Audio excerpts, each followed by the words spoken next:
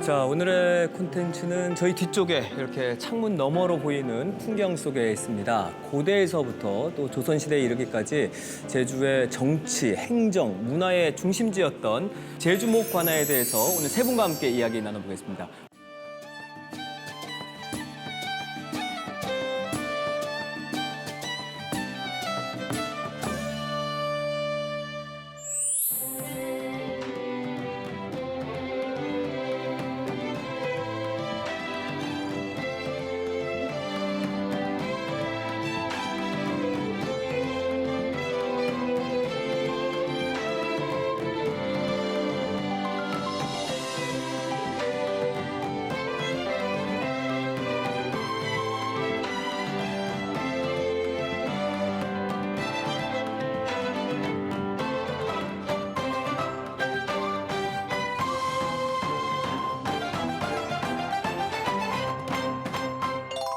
자, 오늘 제주목 관아에 대해서 이야기 나눠볼 텐데 최근 들어서 좀 덥잖아요. 근데 무더위를 피해서 이곳을 찾는 분들이 많아졌다면서요. 네, 지금 제주목관아에서 5월부터 10월까지 야간 개장을 운영 중에 있습니다. 매주 수요일부터 일요일까지 오후 6시부터 오후 9시 30분까지 무료로 입장을 가능하십니다. 아, 또 핵심이 무료라는 것 같은데 네. 어떤 공연들이 있어요? 어떤 프로그램들이 있을까요? 대표적인 프로그램으로 매월 마지막 주 금요일에 관덕정 광장에서는 버스킹 공연이 펼쳐지고요. 마지막 주 토요일에는 수문장 교대의식과 야간 개장 정기 공연, 귤림풍악이 펼쳐집니다. 이 공연들도 전부 무료로 관람하실 수 다 있어요. 무료로. 네. 야간에 많이 오시나 봐요. 네, 많은 분들이. 아무래도 요새 날씨도 많이 덥고 야경이 참 잘 돼 있어요. 네, 야경에 오시면은 야경과 공연을 함께 즐기실 수 있는 거죠. 더위도 피하고 또 좋은 공연도 볼 수 있고. 네. 근데 낮에 보니까 한복을 입은 분들이 꽤 보이더라고요. 예, 맞습니다. 한복을 입으니까 상당히 보기도 좋고 우리가 경복궁 같은 데 가면은 그 한복을 입고 다니면은 옛날이 그 모습들이 아주 좋습니다. 잘 어울리거든요. 환경이. 입장료도 최근에 이제 새로 저희가 규정을 바뀌어가지고 국경일이랑 명절, 설, 추석 명절 기간에는 한복 입고 오시면 누구나 무료로 입장 가능하세요. 진짜요? 네. 이건 또 좋은 팁이네요. 네. 자, 그리고 이 사실을 또 잘 모르시는 분들이 계실 것 같은데 올해로 또 제주목 관아가 복원된 지가 약 한 20년 정도 됐다고 하더라고요. 네, 2002년에 복원이 마무리되었는데요. 원래 제주목관아는 이제 일제강점기에 관덕정을 제외하고 모든 건물들이 다 회처리 됐었습니다. 그러다가 이제 1991년에 이 목관아 부지가 지하 주차장을 건설하기 위해서 시굴 조사를 시작해요. 근데 그 시굴 조사에서 이제 조선시대 때 흔적들이 발견되니까 본격적으로 발굴 조사를 하자 해서 아, 주차장 만들면 안 되겠다? 네. 1999년까지 본격적으로 발굴 조사를 하게 되었고 발굴 조사를 해보니까 이제 조선시대 관아 배치 구조도 알 수 있었고 더 깊은 층에서는 이제 탐라시대 고대 탐라의 문화층까지 확인돼서 이제 제주 목관아 부지가 단순히 조선시대뿐만 아니고 고대부터 제주의 중심지 역할을 했구나라는 것을 알 수 있었습니다. 그리고 뜻깊었던 게 그 복원에 있어서 또 도민들이 많이 도움을 줬다 하던데. 네네네. 1999년에 복원을 시작했는데요. 이 복원 과정에서 이제 기아장이 많이 들어가잖아요. 기아 5만 장을 도민분들이 뜻깊게도 헌화해 주셨어요. 기아 5만 장이 제주 목관아 복원공사에 사용됐었고, 이 제주 목관아 같이 이제 전국적으로 이렇게 복원된 사례가 없어요. 조선시대 관아가. 그래서 제주 목관아는 조선시대 관아를 체계적으로 복원했다는 점에서 굉장히 역사적으로 뿐만 아니고 학술적으로 굉장히 뜻깊은 유적이죠. 그러니까 체계적으로 복원했다는 것도 중요한 네. 일이었지만 네. 무엇보다 이 도민들이 기부한 기와로 네. 복원됐다고 하니까 더 뜻깊은 것 같아요. 네, 단순히 행정이 아니고 맞아요. 도민들이 합심했다. 그게 정말 큰 뜻이죠. 아니, 우리 대표님 같은 경우에는 관덕정 키드라고 제가 들었거든요. 그래서 이 목관아가 복원되기 이전의 모습도 기억하실 것 같아요. 그렇죠. 그 복원되기 전에는 이제 뭐 법원, 검찰청, 경찰국, 보건소, 세무서 등 지금 정부종합청사에 있는 기능 이상의 많은 건물들 18개 동의 건물이 있었는데 아주 행정의 중심 역할을 했었던 것이고 그리고 그게 이전 관공서가 이전하고 난 다음에는 이제 민간한테 임대가 됐었는데 그때 제가 초등학교 6학년 정도 됐을 때 그 오도관이라는 태권도 도장이 있었는데 제가 거기 다녔던 기억도 있습니다. 그리고 자그마한 소공원처럼 역할을 해가지고 나무 주변에 철제 원형 벤치가 있어서 뭐 더운 여름에 거기서 휴식도 가질 수 있는 그런 역할도 했었죠. 그 도민들 쉼터가 됐던 곳인데 이걸 주차장으로 만들었다면 진짜 큰일 날 뻔했네요. 관덕장 앞에 지금은 도로보다 지금 지명이 다운돼 있는데 그 가운데 분수대가 있었습니다. 그 분수대는 이제 1961년 그 제일교포들이 돈을 모아가지고 제주개발협회라는 단체에서 기증을 한 건데 그 당시에는 상당한 명소였어요. 거기서 기념사진을 찍을 정도로. 와야 되는 네, 꼭 와야 돼서 인증샷 해야 되는. 그리고 전속 사진사들이 배치돼 있어가지고 사진을 찍어주는 그런 장소였고 만남의 장소였다. 그리고 아주 인기 있는 포토존이었는데 제주 못 가도 이제 그런 인기 있는 포토존으로 다시 탈바꿈했으면 좋겠다 하는 그런 바람도 있습니다. 정말 시골 조사를 안 했으면 큰일 날 뻔했었죠. 자, 그래서 오늘 이 제주 목관화를 세 분과 함께 좀 둘러볼까 하는데 그 가장 오래된 건물이 관덕정 아닌가요? 네, 맞습니다. 관덕정이 가장 오래된 건물인데요. 관덕정은 목관화 입구에 들어서기 전에 바로 옆에 위치해 있어요. 관덕정이 지금 제주도에서 가장 오래된 목조 건물입니다. 관덕정은 이제 신숙청 목사가 군사들을 훈련시키기 위해 만든 장소예요. 뜻은 이제 관덕이란 뜻은 예기 사이편에 보면 사자소이 관성덕야라고 해가지고 활을 쏘는 곳은 높은 덕을 쌓는 것이다라는 뜻입니다. 그래서 여기가 원래 활을 쏘는 군사 훈련장이었다는 것을 알 수 있었고요. 관덕정에서 많은 행사나 의례도 열렸었고 관덕정이 되게 우리나라에서 가장 지금 제주도에서 가장 오래된 목조 건물이기 때문에 제주도에서 가장 중요한 문화유산 중 하나라서 제주도의 보물로 지금 우리나라 보물로 지정되어 있습니다. 그러고 보면은 뭐 한 17세기 건축 수법이 들어갔겠네요. 네, 창건 연대는 1445년이에요. 신숙청 목사가 창건한 연대는 그때였는데 조선시대 내내 7차례 정도 중수를 거치거든요. 그러다 보니 지금 남아있는 목조 건축물 양식은 17세기 정도 양식 구조를 가지고 있고요. 관덕정도 아픈 역사를 많이 담고 있는데 1924년에 일제강점기에 관덕정 옆에 도로를 내면서 지금 관덕정의 처마 길이가 원래는 15척이었습니다. 그걸 2척을 줄였거든요. 도로를 낸다는 이유로. 다행히도 1969년에 보건공사를 해서 다시 원래의 길이를 되찾았고 지금의 모습에 이르고 있습니다. 그리고 보니까 막 벽화들도 보이고 전 전혀 몰랐는데 막 편액들도 보이고 네. 그러던데 그 관덕정 오시면 대부분 그 관덕정의 외관만 보고 가시는 분들 대부분인데 사실 신발을 벗고 올라가서 보면은 대들보에 여러 가지 벽화들이 있습니다. 재미있는 벽화들이 있는데 그것도 그 관덕정 창건 당시에 그려진 벽화였고 그래서 아주 의미 있는 벽화라고 볼 수가 있습니다. 지금 화면에 벽화가 나오고 있거든요. 네. 이거 보면서 좀 설명해 주시면 좋을 것 같아요. 지금 좌측 위에 있는 게 상산사호라는 벽화 같습니다. 그 상산사호는 진나라 말에 4명의 노인, 그러니까 동원공, 기리개, 농리선생, 하황공 이 4분이 상산이라는 곳에 어지러운 정세를 피해서 들어가세요. 들어가서 이제 여유롭게 바둑을 두는 모습인데 그 4노인의 수염과 눈썹이 다 하얗다 그래가지고 하얀 호자를 써가지고 사호, 그래서 상산사호라고 이름이 붙여진 그림입니다. 그리고 그 밑에 있는 거를 보면은 이제 수렵도 같은데요, 대수렵도. 복장을 보면은 이제 북방계열 호족의 복장을 해가지고 그 수렵하는 모습을 이제 그려놓은 모습이네요.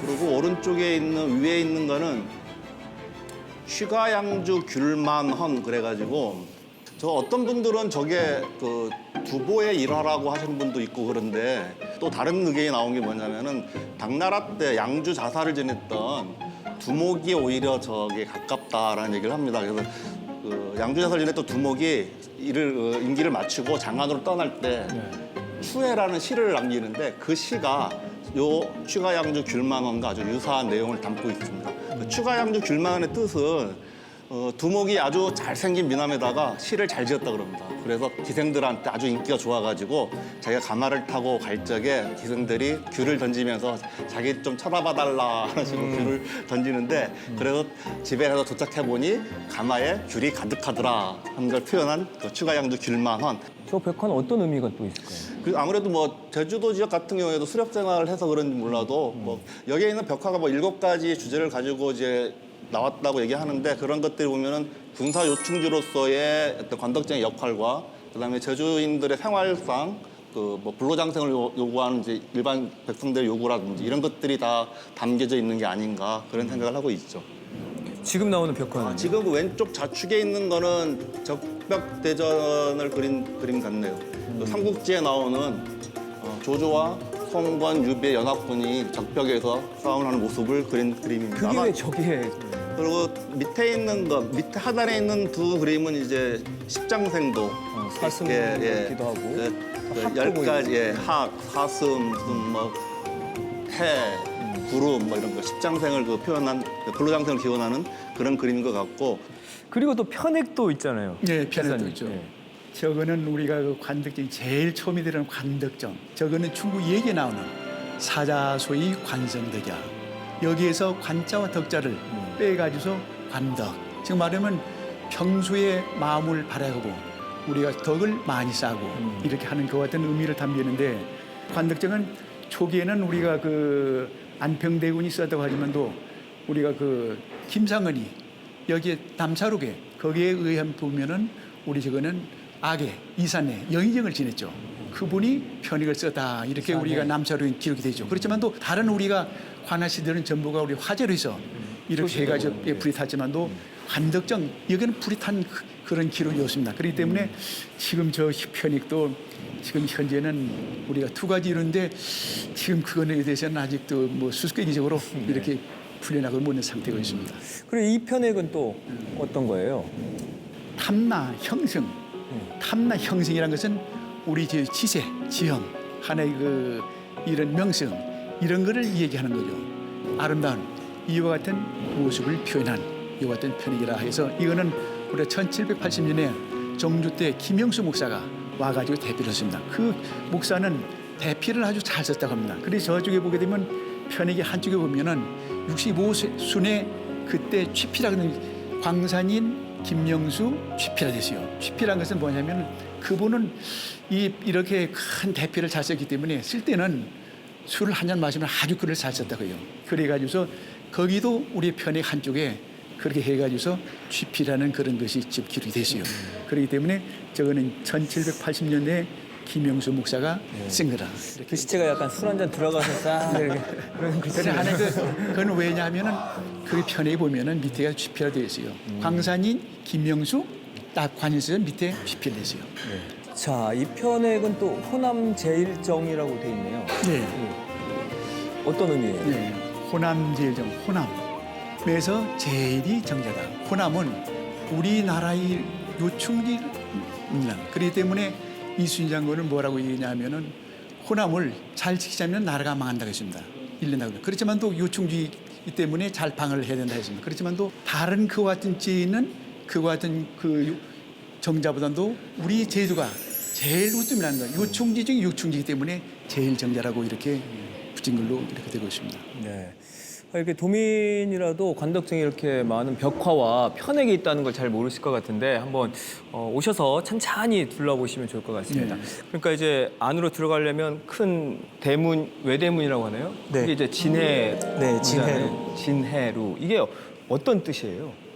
진내로라는 것은 우리가 그 제주도를 치인다. 바다의 해적이라고 하는 것은 우리 일본 외교들이 침을 방하기 위해서 지금 말하면 그런 걸 지키는 하나의 막루 역할을 했다 해가지고 진해로라고 이렇게 이름 붙이게 됩니다. 자, 그럼 외대문인 진해루를 딱 들어가면 넘어서면 어떤 것들이 대표적으로 보일까요? 여러 건물들이 있는데요. 가장 대표적인 건물은 연희각이 있습니다. 연희각은 이제 언제 누가 지었는지 정확하게는 알 수 없어요. 기록이 남아있지 않기 때문에 알 수 없지만 연희각은 이제 목사의 집무실이었고 지금 제주 목가나를 보시면은 제주 목가나가 있는 지역을 우리가 상아라고 부릅니다. 그리고 지금은 없어졌지만 판관들이 근무하는 이하라는 지역이 있었고요. 그래서 상하의 대표적인 건물 목사의 집무실이 바로 연희각이었습니다. 언제부터 제주에 목사가 파견하기 시작한 거예요? 고려 시대에도 간헐적으로 파견됐었지만 조선 왕조에 들어서서 여이손 목사를 시작으로 총 286명의 목사가 부임했습니다. 평균 재임 기간은 원래 경국대전에 의하면은 목사의 재임 기간은 30개월로 규정되어 있었는데요. 제주도 목사들의 평균 재임 기간은 약 1년 8개월 정도에 불과했습니다. 짧았네요. 네. 그럼 제주에 있었던 목사들 어떤 분들이 있었을까요? 조선 초기에는 그 두 분의 대표적인 청백리 목사님이신데 그 기건 목사랑 이제 이학동 목사 두 분을 꼽을 수가 있습니다. 기건 목사는 1443년에 부임을 하게 되는데 한 3년 정도 이제 제주도에 재임을 하게 됩니다. 제주도민의 진상품 아까 말씀하셨는데 그 전복을 캐는 제주도민들이 그 물속에 들어가서 전복을 캐는 모습들이 너무나 힘들어하는 걸 봐가지고는 그 기건 목사는 전복을 안 드셨다 그래요. 아, 본인이? 네, 본인이 너무 힘든 걸 알기 때문에. 근데 재임 기간만 안 드신 게 아니라 임기를 마치고 돌아가서 그 후 평생 동안 안 드셨다 그럽니다. 그 정도로 백성들을 위했던 목사님이었다 하는 얘기를 할 수 있고, 또 하나는 그 기간 목사님이 또 하신 일 중에 하나는 나병, 한센병이 있죠. 네. 우리나라 최초의 한센병 치료소를 만드신 분이다.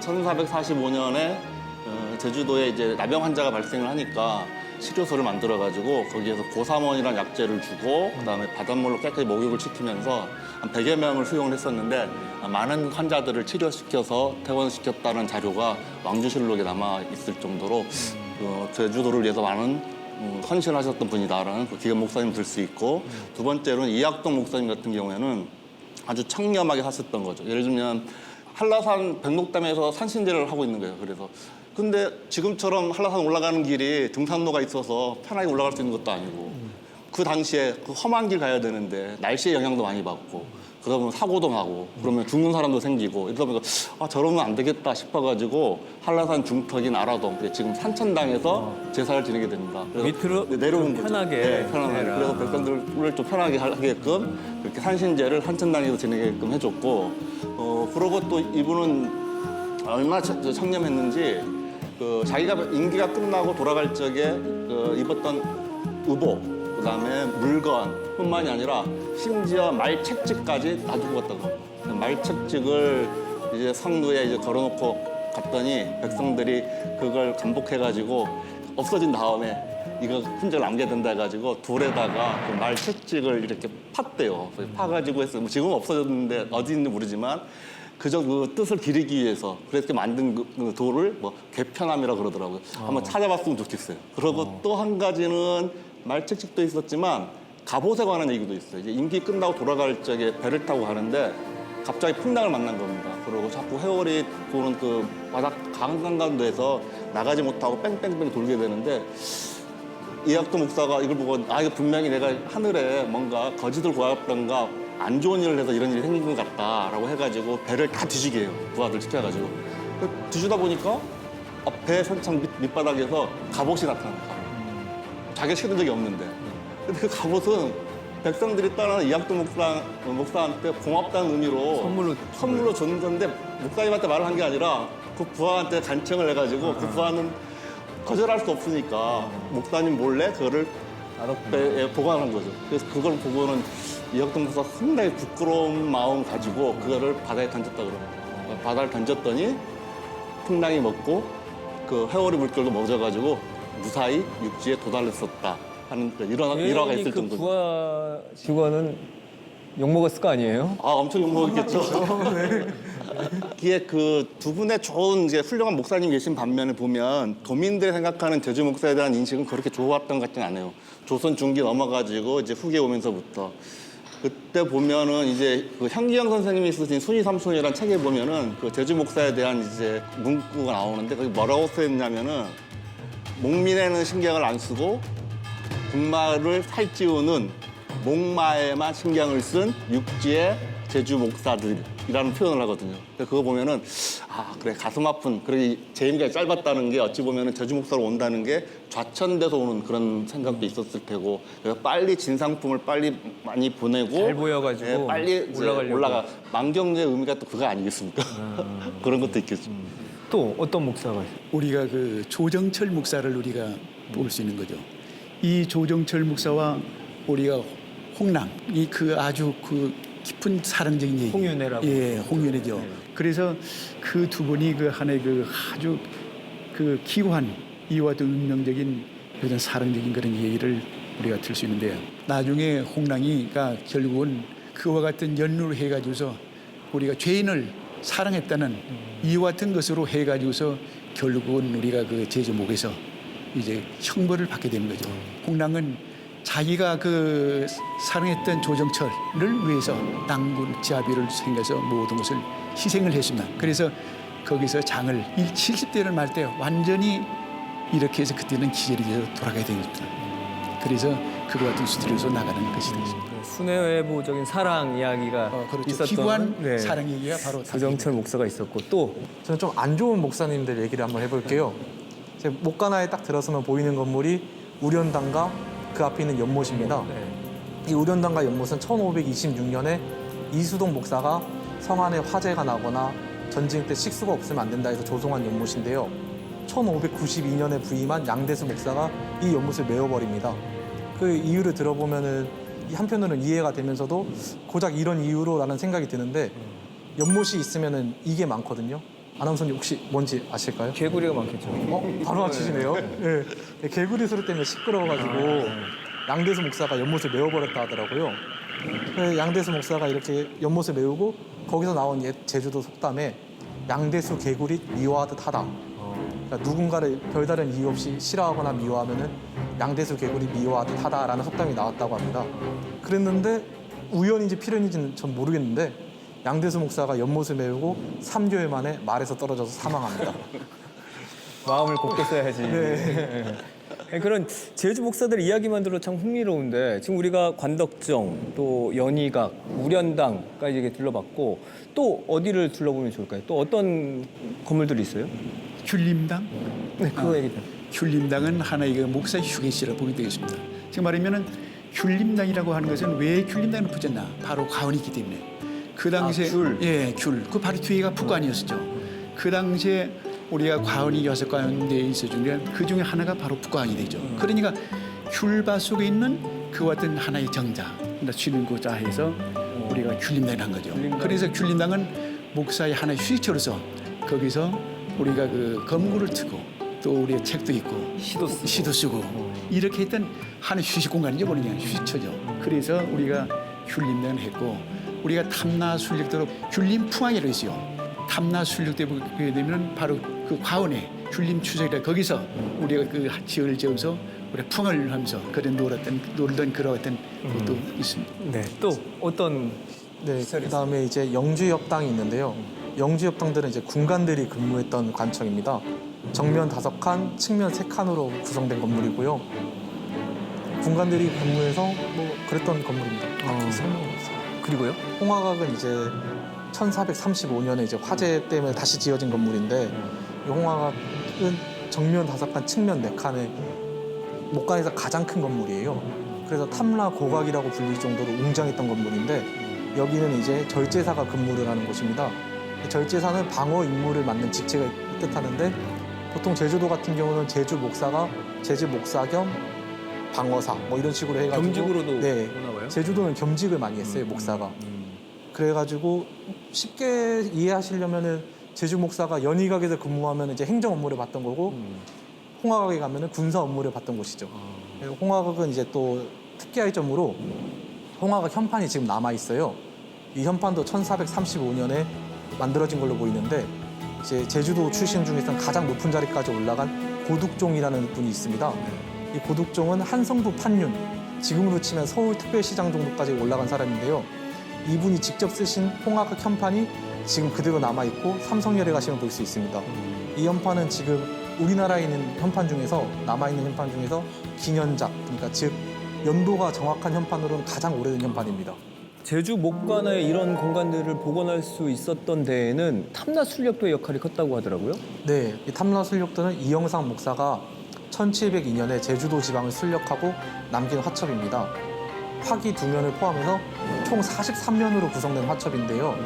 이 탐라순력도 중에서도 제주 전체 부분을 보시면은 제주 읍성의 중심에 있는 관덕정과 그 아래로 외대문, 우련당, 망경루 등 제주 목관하에 있는 전체적인 건물 배치 구조와 명칭까지 남아 있어서 이제 우리가 아까 말씀드린 발굴 조사 결과나 탐라순력도가 제주 목관하의 원모습을 복원하는데 큰 역할을 했던 그림입니다. 이제 그림을 보시면은 그림 맨 아래에 망경루라는 건물이 보이실 거예요. 이 망경루라는 건물은 1555년에 을묘외변이 발발하고 나서 김수문 목사가 외적을 물리칩니다. 그리고 바로 이듬해인 1556년에 세운 건물인데 이 망경루라는 건물은 올라가가지고 당시에는 망경루에서 바다가 바로 보였거든요. 이제 외구가 들어오는지 감시하는 역할을 했던 건물이고 그 망경루란 뜻은 말 그대로 한자 풀이 그대로 서울을 그리워한다. 망경. 네, 김수무 목사가 서울을 많이 그리워했던 것 같아요. 그래서 망경루라는 건물에 지금 복원되어 있어서 2층에 올라가 보실 수도 있고 1층에는 방금 말씀드린 탐라술육도 체험관이 조성되어 있습니다. 체험관이라고 뭐 어떻게 그냥 이렇게 눈으로 볼 수 있는 건가요? 탐라술육도를 저희가 이제 설명문과 같이 탐라술육도 그림들 그리고 탐라술육도가 아까 말씀드린 총 43개로 구성되어 있잖아요. 그것들을 한눈에 볼 수 있게 구성되어 있는 공간이 있습니다. 이 그림을 보면 지금 오늘 소개해 주신 것보다 더 많은 시설들이 있는 것 같아요. 지금 뭐 영주 관터라고도 있는데 저건 지금 보면 그 목관화 이제 남쪽에 북초등학교 옆에 보면은 영주 관터 해가지고 이제 빈 대지가 있는데 그 영주관은 건립 연도는 정확히 알 수가 없고요. 뭐 계속 보수하면서 썼다고 그러는데 사실 저 지금 빈 공터로 되어 있는 곳이 영주관터라고 정확히 또 말하기도 좀 어려움이 있나 봅니다. 2013년도에 발굴 조사가 끝났었는데 명확한 탐라 시대부터 쌓아온 많은 자료는 있었지만 이곳이 영주관터다라고는 딱 정확히 몫을 못 받고 있는 실정입니다. 어떤 분들은 이제 제주 북초등학교 운동장이 거길 거다라는 분들도 계시고 뭐 그랬는데 그 영주관터에는 1908년 제주도 최초의 근대교육의 발상지인 제주 북초등학교, 당시의 제주 국립보통학교가 그 영주 객사의 건물을 이용해가지고 거기서 학교 교육을 시작했습니다. 우리가 그 아까도 설명을 했습니다만도 그 영주관은 하나의 객사터입니다. 객사라고 하는 것은 중앙에서 관리가 파견된 숙소 역할을 했습니다. 오늘 호텔 마찬가지로 그런 역할을 했던 것이 거기에서는 뭐를 모셔냐면은 전패와 걸패를 모셔가서 초하루 보름날을 예를 올려서 제를 지내고 있습니다. 그렇기 때문에 객사를 우리 제주에서는 영주관이라고 이렇게 이름을 붙이게 된 거죠. 아니 이렇게 뭐 다양한 이야기들이 있는 제주 목관화인데 이거를 단순히 관광지를 넘어서서 좀 제주의 콘텐츠로 활용하면 얼마나 좋을까 이런 생각이 들거든요. 혹시 뭐 세 분이 생각해 두신 것 있으세요? 제주 목관화 같은 이런 유적이 원도심과 결합할 수 있다고 봐요, 저는. 지금 서울에 가시면 종묘 옆에 서순락길이 있고 경주시에 가면 대릉원과 황리단길이 있거든요.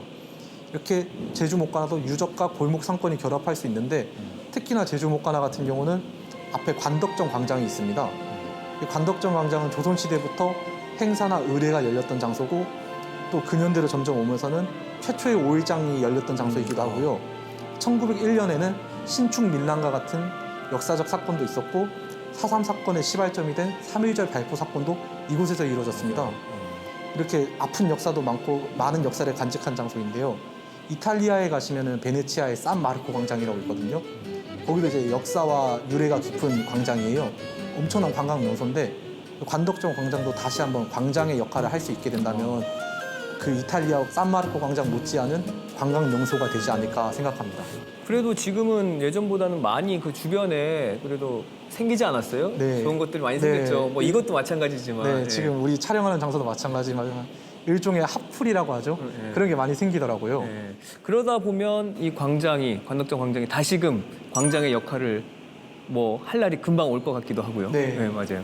그리고 우리 회사님은 어떤 생각 가지고 계세요? 저는 그 어떤 것을 느꼈냐면은 그 대구에 가면은 경상가명 공원이라고 있습니다.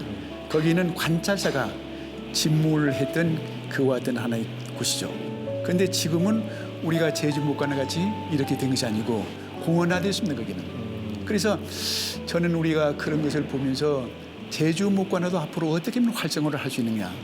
하나의 우선적인 면에서는 모든 우리 그 시민들이 하나의 쉴 수 있는 공간을 어떻게 마련해 볼 수 있잖아요. 그렇죠. 그 우리 그거 맞춰로 개방을 해가지고서 우리가 시민들이 언제든지 우리가 들어가서 쉴 수 있는 이와 같은 공간을 마련하면 어떨까.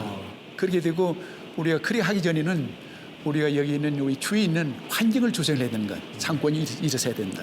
그리고 이 골목골목길에서는 그와 같이 할 수 있는 여러 가지 공간을 마련해두고 이렇게 하면은 활성화되지 않을까 이렇게 생각을 해봅니다. 대표님은 어떤 생각 가지고 계세요? 고동희 선생님이 말씀하신 것처럼 저희들 원도심 활성화 시민협의체에서 20년도에 주민청원 했을 때 모델이 그 말씀 아까 하신 대구 경상가명공원입니다.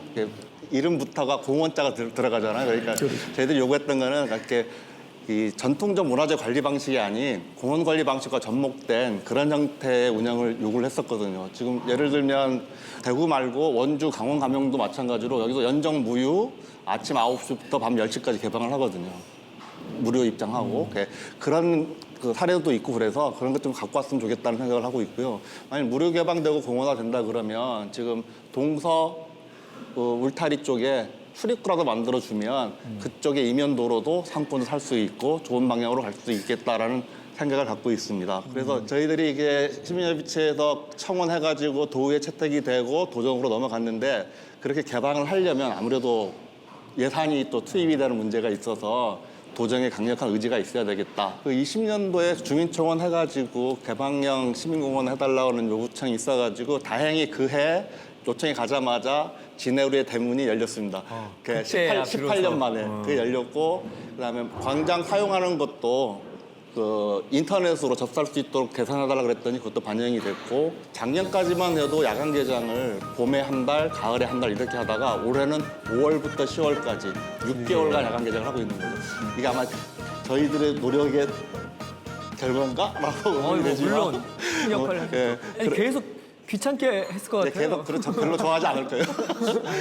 그런 변화들이 있고 더딘 걸음이라도 천천히 가고 싶은 마음이 있고요. 또 주민들은 그래서 이제 10월 31일 되면 10월의 마지막 밤 시민음악회를 하고 있는데 20년부터 작년까지 올해도 열 계획입니다. 이런 것들은 아마 도민들의 많은 관심과 이게 요구가 있어야 도정도 움직일 거라는 생각이 들고요. 도민들 여러분들이 많은 관심 갖기를 부탁드립니다. 일단 10월에 그 마지막 밤 음악회는 어쨌든 이 광장에서 열리는 예, 거죠. 건덕정 마당에서 하고 있습니다. 그런 힘이 모이면 정말 시민 개방공원으로도 네. 거듭날 수 있을 것 같은 생각이 듭니다. 자, 오늘 제주 목 관아에 대해서 이야기를 나눠봤는데 정말 누구에게나 널리 향유되는 문화 공간으로 또 제주의 중심지로 자리 잡길 바라겠고요.